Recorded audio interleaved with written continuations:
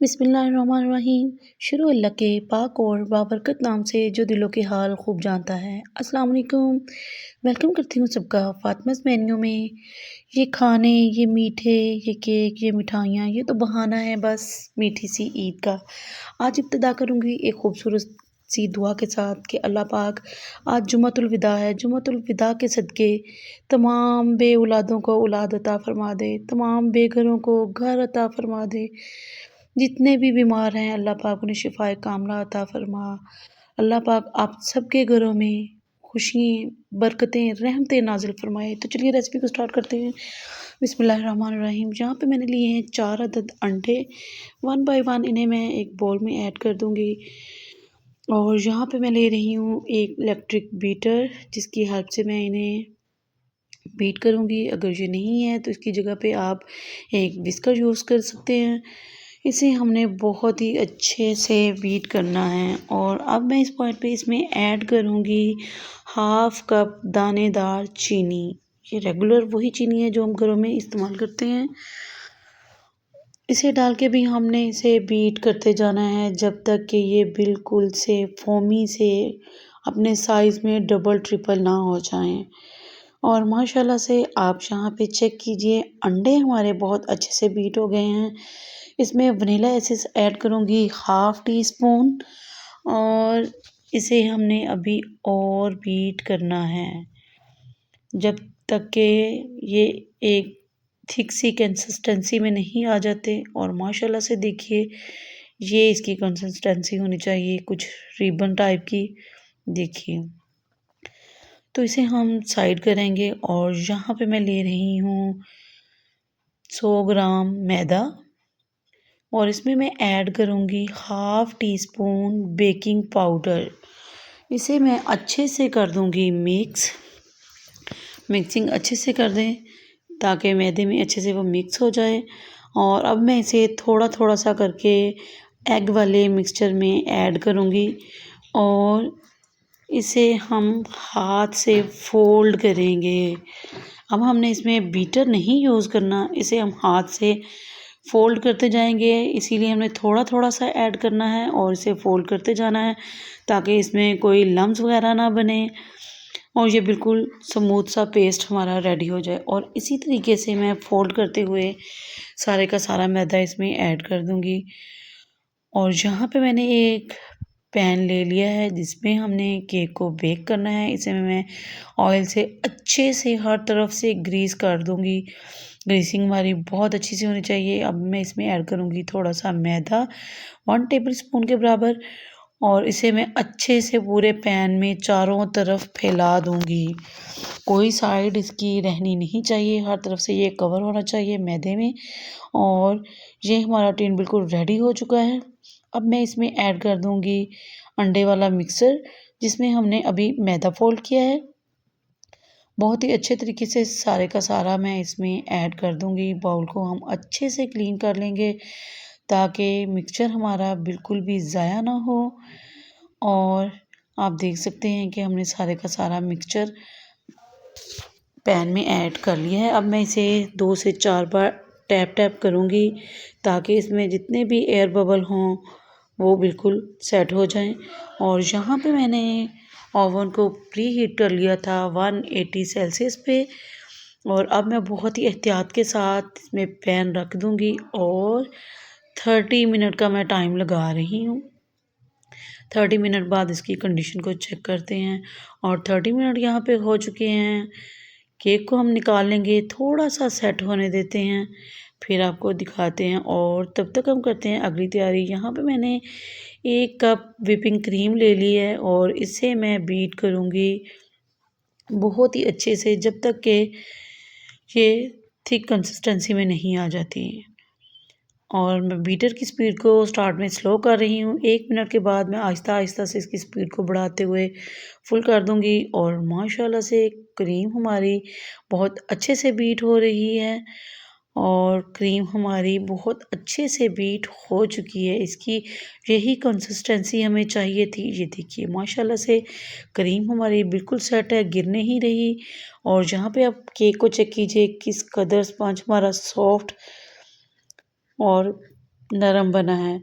Light चली गई थी तो इसका जो ऊपर टॉप था वो मैंने कट किया है और नीचे से ये ब्राउन जो था वो मैंने हल्का सा रिमूव किया है। अब हम करेंगे इसकी कटिंग। मैंने इसके 3 पीसेस बनाने हैं, 2 लेयर में इसे मैं कट करूँगी और इसकी 3 पीसेस निकल आएंगे। एक शार्प नाइफ लेंगे और उसके थ्रू हम इसे आराम से घुमाते हुए कट करते जाएंगे। आपके पास अगर ब्रेड नाइफ है तो आप उसे यूज़ करते हुए भी बहुत अच्छे से इसकी कटिंग कर सकते हैं। और माशाल्लाह से आप चेक कीजिए, हमने बहुत ही ज़बरदस्त तरीके से इसकी कटिंग कर ली है और ये देखिए किस कदर सॉफ्ट स्पंज है हमारा। इसी तरीके से दूसरी लेयर भी कट कर लूँगी और यहाँ मैंने एक बाउल ले लिया है, इसमें ऐड करूँगी 1 कप दूध। ये खुला दूध मैं यूज़ कर रही हूँ और इसमें मैं ऐड करूँगी 1/4 कप कंडेंस मिल्क। अगर कंडेंस मिल्क नहीं है तो घबराने की बिल्कुल भी ज़रूरत नहीं है, परेशान होने की ज़रूरत नहीं है। सिंपली आप पानी में चीनी डाल के रख लें, शुगर सिरप बना लें तो वो बहुत ही अच्छे से काम करेगा। केक में ज़्यादातर वही डाला जाता है शुगर सिरप और इसे हमने अच्छे से मिक्स करना है। कंडेंस मिल्क थोड़ा सा मुश्किल से मिक्स होता है और अब हम इस मिल्क को केक की फर्स्ट लेयर पे डालते जाएंगे। केक को हम अच्छे से सोक कर देंगे दूध के साथ और माशाल्लाह से ये हमने बहुत ही अच्छे तरीके से इसको कर लिया है। और क्रीम जो हमने व्हिप करके रखी थी इसे हम बहुत एहतियात और प्यार से हल्के हाथों से इस पे फैलाते जाएंगे केक पर और इसकी एक अच्छी सी हम लेयर बना के रेडी कर लेंगे। और माशाल्लाह से आप यहाँ पे चेक कर सकते हैं कि हमने फर्स्ट लेयर बहुत ही अच्छे से रेडी कर ली है। इस पे मैं दूसरा पीस रखूँगी और सेम तरीके से मैं इसे पहले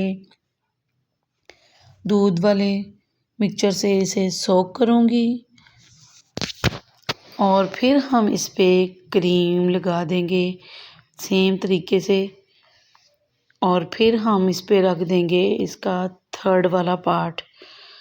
ये लास्ट वाली लेयर है जो मैं इस पे रख रही हूँ। इस पे भी हम सेम तरीके से ही काम करेंगे। पहले मैं दूध से इसे सोक करूँगी और फिर मैं इस पे क्रीम लगा दूँगी और माशाल्लाह से क्रीम हमने लगा ली है। अब मैं इसकी साइड्स को कवर करूँगी क्योंकि क्रीम हमने केक के चारों तरफ बहुत ही अच्छे से लगानी है। और इस केक पर मैंने क्रीम में कोई भी कलर ऐड नहीं किया। पहले मैंने एक केक बनाया था उसमें मैंने पिंक और ग्रीन कलर का यूज़ किया था क्रीम में, वो भी बहुत ही ज़बरदस्त बन के रेडी हुआ था। लेकिन इस बार मैं चाह रही थी कि मैं बिल्कुल प्लेन वाइट केक बनाऊं, इसमें कोई भी कलर शलर मैं ऐड ना करूं। तो माशाल्लाह से ये बहुत ही ज़बरदस्त बन के रेडी हुआ था। तो देखिए हमने इसे साइडों पे अच्छे से लगा लिया है क्रीम को और ऊपर से भी हमने इसे बिल्कुल इवन आउट कर देना है बहुत ही ज़बरदस्त तरीके से। यहाँ पे एक मैं स्क्रैपर ले रही हूँ, इसकी हेल्प से मैं साइड्स को बहुत ही अच्छे तरीके से नीट कर लूँगी और फिर हम इस पे नेक्स्ट स्टेप करेंगे। और जी देखिए हमने बहुत ही अच्छे तरीके से साइड्स को नीट कर लिया है। अब ये मैं एक स्क्रैपर कॉम वाला ले रही हूँ और इससे हम केक की साइड्स पर लाइंस क्रिएट कर लेंगे। इससे बहुत ही खूबसूरत सी लाइंस बन के रेडी होती हैं। तो यहाँ पे कैमरे को पता नहीं क्या मसला बना था, कैमरा बंद हो गया था और मैं इस पे बना रही हूँ छोटे छोटे से फ्लावर। क्रीम को हमने पाइपिंग बैग में भर लिया था और मैं इस पे छोटे छोटे से फ्लावर बना दूँगी पूरे पे। और ये फ्लावर थोड़े मैं ऊंचे नीचे से बना रही हूँ ताकि दिखने में थोड़ा खूबसूरत लगे। और अब हम सेंटर में थोड़े से बड़े फ्लावर बनाएंगे कुछ इस तरीके से। और इधर मैंने 4 से 5 फ्लावर बनाए हैं और ये देखिए ये भी मैंने सेम तरीके से कुछ को मैंने बड़ा कर दिया है, कुछ को मैंने छोटा ही रहने दिया है। और माशाल्लाह से हमने ये सभी फ्लावर्स बना के रेडी कर लिए हैं। और यहाँ पे मेरे पास फ्रूट कॉकटेल में से मैंने कुछ फ्रूट्स निकाल के इन पे मैंने चेरी के तौर पर लगाए हैं और माशाल्लाह से देखिए हमारे केक की लुक ही क्या ही हो गई है। बहुत ही ज़बरदस्त सा ये केक हमारा बन के रेडी हो गया था। लेकिन मेरे हस्बैंड कह रहे थे ये छोटे-छोटे से फ्लावर हैं, इनको थोड़ा-सा बड़ा कर दो। तो मैं उन्हीं को दोबारा से रीसेट कर रही हूँ। और हाथ मैंने अभी भी वही रखा है, कुछ को बड़ा रहने दिया है, कुछ को छोटा, और सेंटर में एक खूबसूरत सा डिज़ाइन क्रिएट कर रही हूँ। एक सर्कल बना दूँगी इसी तरह से मैं। और माशाल्लाह से देखिए कलरफुल केक की निस्बत ये केक मुझे बहुत ही पसंद आया था। आपको ये केक कैसा लगा? ईद स्पेशल में आप ये घर वालों को मीठा बना के खिलाएं। जब आप अपने घर वालों को अपने हाथ का बना हुआ केक खिलाएंगे ना, और ये इतना ज़बरदस्त, इतना फ्लेवरफुल बन के रेडी हुआ था कि यकीन करें आप बाहर से केक लाना भूल जाएंगे। और आपके घर वाले रोज़ रोज़ आपके हाथ का बना हुआ केक ही फरमाइश कर कर के बनवाएंगे। ये इस कदर ज़बरदस्त बन के रेडी हुआ था। इसी के साथ अगर आपको ये रेसिपी पूरी देखने के बाद ज़रा सी भी पसंद आई हो तो मेरे चैनल फ़ातिमाज़ मेन्यू को सब्सक्राइब कीजिएगा, वीडियो को लाइक शेयर कीजिएगा, मुझे टिकटॉक पे भी फॉलो कर लीजिए। और आज जुम्मतुल विदा है, मेरी तरफ से आखिरी जुम्मा सब लोगों को बहुत बहुत मुबारक हो, और ईद की ढेरों ढेर खुशियाँ सबको बहुत बहुत मुबारक हो। इसी के साथ मुझे इजाज़त दीजिए, मिलते हैं इंशाल्लाह नेक्स्ट रेसिपी में, और मुझे भी आप लोग अपनी दुआओं में याद रखिएगा। इसी के साथ मैं इजाज़त चाहती हूँ आप सबसे। अल्लाह हाफिज़।